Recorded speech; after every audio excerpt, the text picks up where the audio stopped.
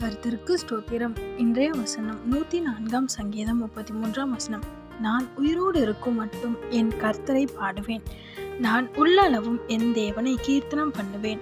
104 சங்கீதம் 33 நான் உயிரோடு இருக்கும் மட்டும் என் கர்த்தரை பாடுவேன், நான் உள்ளளவும் என் தேவனை கீர்த்தனம் பண்ணுவேன். இங்கே பக்தன் ரொம்ப அழகாக சொல்கிறார். நான் உயிரோடு இருக்கிற வரைக்கும் என் தேவனை பாடுவேன், துதிப்பேன், கீர்த்தனம் பண்ணுவேன்னு சொல்கிறாரு. ஆமென். நம்ம அந்த மாதிரி இருக்கோமா? கொஞ்சம் யோசிங்க.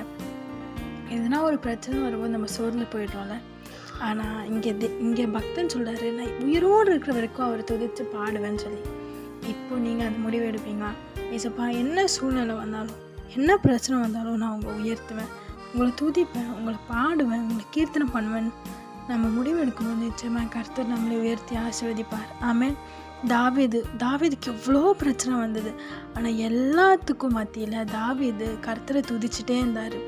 தாவீதோட வாழ்க்கை மாறிச்சு. தாவீதை கர்த்தர் உயர்த்தினார்.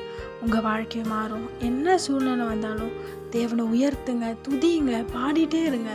நிச்சயமாக ஏசப்பா உங்கள் சூழ்நிலை எல்லாம் மாற்றி உங்களை உயர்த்தி ஆசீர்வதிப்பார். ஆமென்.